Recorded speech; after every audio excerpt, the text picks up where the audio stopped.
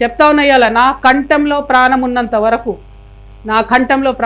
వరకు మళ్ళా బీఆర్ఎస్ పార్టీతో చేరేదే లేదు, జత కట్టేదే లేదు.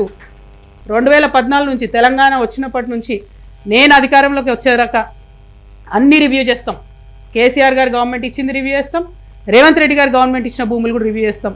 తెలంగాణ ప్రభుత్వ భూములు, తెలంగాణ ప్రజల భూములు, ధార్మిక సంస్థలకు సంబంధించిన భూములు, అప్పనంగా తింటున్నటువంటి భూములు అన్నీ కూడా కక్కిస్తాం చెప్తాను. ఒక్కరిని కూడా వదిలిపెట్టాం. మీ ఫ్రెండ్స్ కావచ్చు, మీకు ఎవరన్నా కావచ్చు, మీ బిజినెస్ పార్ట్నర్లు కావచ్చు, దమ్ముంటే డైరెక్ట్గా కొట్లాడండి, రోడ్డు మీదకి రండి, పంచిపెట్టండి 1400 కోట్లు, రండి రోడ్డు మీదకి నాతో పాటు నిలుసుందాం, సమానంగా పోదాం. ఇంత గుండె ధైర్యం ఎందుకుంది? నిక్కచ్చిగా ఎందుకు మాట్లాడుతున్నా? నేను ఆ పార్టీలో ఉన్నప్పుడు కూడా నేను ఫైట్ చేసిన ఉద్యమకారుల కోసం, ఆ పార్టీలో ఉన్నప్పుడు కూడా తెలంగాణ వనరులు కాపాడడం కోసం ఫైట్ చేసిన, తెలంగాణ కాంట్రాక్టర్లకు ఇవ్వాలి, ఆంధ్ర కాంట్రాక్టర్లకు ఎందుకని ఫైట్ చేసిన? ఎందుకంటే తెలంగాణలో ఉన్న చిన్న చిన్న కాంట్రాక్టర్లు ఉద్యమాలు చేసే సందర్భంలో చాలా సంఘాలకు డబ్బులు ఇచ్చి తోలేదు వాళ్ళను. తెలంగాణలో ఉన్న చిన్న చిన్న బడ్జెట్ స్కూల్స్ బస్సులు ఇచ్చి తోలేదు వాళ్ళను ఉద్యమాలకు. నా నిజామాబాద్ జిల్లాలో నేను ఎంపీగా ఉన్న 10 ఏళ్లలో నారాయణను చైతన్యను అడుగుపెట్టనియలే నిజామాబాద్ జిల్లాలో. నేను అంత కట్టరుగున్నా. నేను ఇవాళ అదే నారాయణకు చైతన్యకు పాలు అమ్ముకుంటాడు హరీష్ రావు. మళ్ళీ డిమాండ్ చేస్తున్న ముఖ్యమంత్రి గారు, నేను పెద్ద పెద్ద స్కూల్స్ 500 జనాభా దాటితే విజయ డైరీ పాలే కొనాలా? పోరాటం అంటే ఇట్లా ఉంటుందా? లేకపోతే నాకు పదవి ఇచ్చినప్పుడే వస్తా? ఇంకా ఈ అందానికంటే హరీష్ రావుకు 3 నెలలు మినిస్ట్రీ ఇవ్వాలంట, మళ్ళా ఇరిగేషన్ మంత్రి. తిన్నది సరిపోతలేదా బాబు? సరిపోవట్లేదా? ఇంకా కూడా చేసిన అవినీతి సరిపోవట్లేదా? పెద్ద మనిషికి అంటించిన అవినీతి మరకలు సరిపోతలేదా? అనకొండలాగా తయారైనటువంటి వీళ్ళందరినీ కూడా గమనించాలని చెప్పి నేను ప్రజల్ని కోరుతా ఉన్నాను. ఎస్పెషలీ సోషల్ మీడియాలో ఉండి సొల్లు మాటలు మాట్లాడేటోళ్ళను, తల్లి చెల్లె అనే విషయం కూడా ఇంగితం కూడా మర్చిపోయి అడ్డమైన కూతలు సోషల్ మీడియాలో కూర్చోవాలని చెప్తున్నా. దమ్ముంటే ముఖం చూపించి మాట్లాడండి. ఇష్టం వచ్చినట్టు కమెంట్స్ పెడితే చూస్తూ ఊరుకోరు. సభ్యత సంస్కారం ఉండాలి. ఇది ఆంధ్ర కాదు, అడ్డమైన తిట్లు తిడితే చూసుకుంటూ ఊరుకోవడానికి. మర్యాద ఉంటుంది తెలంగాణలో, అది పాటించండి. ఇంగితం ఉండాలి కొంచెమన్నా. బీఆర్ఎస్ పార్టీ సోషల్ మీడియాకి నేను హెచ్చరిక చేస్తా ఉన్నా.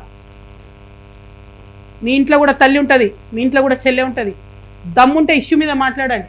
ఎస్, నేను ఇలా బాజాప్తా చెప్తున్నా. ప్రదీప్ కన్స్ట్రక్షన్కి డెఫినెట్గా క్విట్ ప్రో కో కిందనే కేటీఆర్ గారు ఇచ్చినారు, అవినీతి చేసినారు. దాని మీద చెప్పండి సమాధానం. దమ్ముంటే దాని మీద చెప్పండి. బూతులు తిట్టడాలు, ఎటువంటి అటు మాట్లాడాలు, నా ఫోటోలు తీసి ఇంకే ఫోటోలు పెట్టడాలు కరెక్ట్ కాదు, పద్ధతి అది. హరీష్ రావు గారి మీద స్పెసిఫిక్ ఆరోపణలు చేసిన నేను. దమ్ముంటే వాటి మీద మాట్లాడండి. అంతేగాని మా దగ్గర సోషల్ మీడియా ఉంది, ముఖం చూపించే అవసరం లేదు, ఏది పడితే అది పెడతామంటే చూస్తూ ఊరుకోరు. సభ్యత ఉంటుంది, నైతికత ఉంటుంది. తల్లి చెల్లి అని భేదం మర్చిపోయిన వాళ్ళు ఏం చేస్తారా ప్రజలకు? మీరు రేపొద్దున నాకు అర్థం కాదు. అంతేనా? మీ ముంగట ఉంటే ఒక 5-6 హౌలపోర వాళ్ళు ఉంటే వాళ్ళని వదిలేసి ఎటువంటి అటు మాట్లాడమని చెప్తారా సోషల్ మీడియాలో?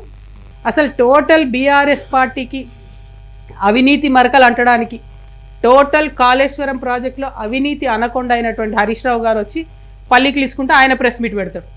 ఇక పాలమూరు ప్రాజెక్టులో అన్యాయం చేసింది ఆ గుంటనక్క, కాళేశ్వరంలో అన్యాయం చేసింది ఆయన.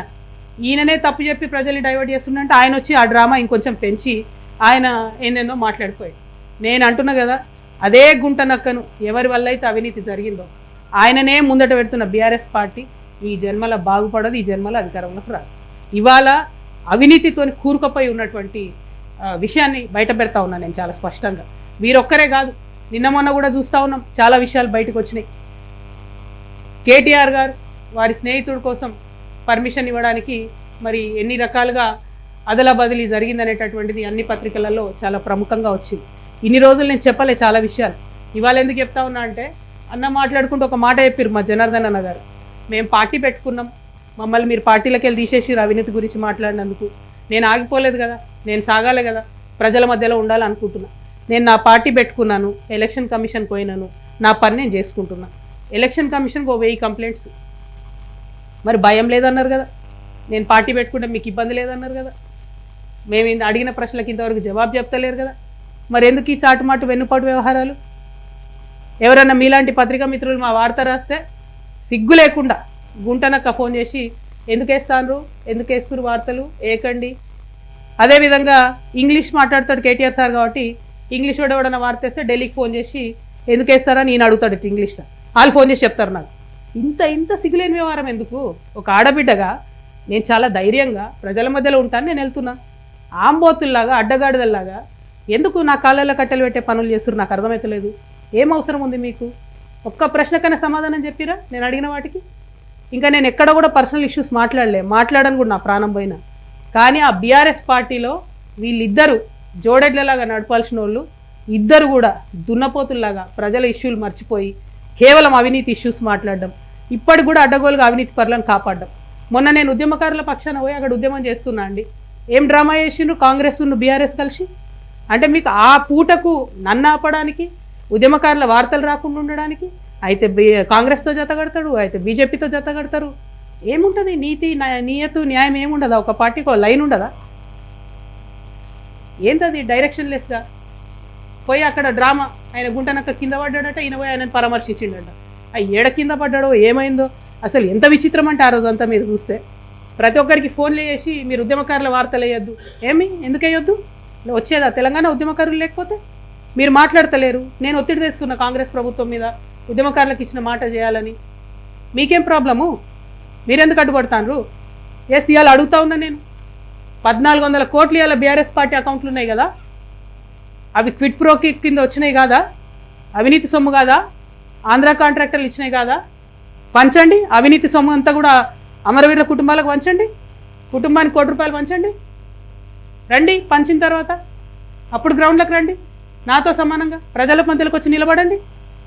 నిన్నగాక మొన్న కేటీఆర్ గారు ఒక పేపర్ కొన్నారు 128 కోట్లు, దాదాపుగా అంతే 188, 188 కోట్లతోని పయనీర్ అని ఇంగ్లీష్ పేపర్ కొన్నాడు ఆయన. అంటే ఇక తెలుగులో ఆడిన అబద్ధాలు జాడదు అన్నట్టు ఇప్పుడు ఇంగ్లీష్లో కూడా అబద్ధాలు ఆడతారు అన్నట్టు. I'm appealing to everybody, Pioneer paper is now been bought by BRS. So please don't trust that paper. Whatever comes in Pioneer is BRS's view.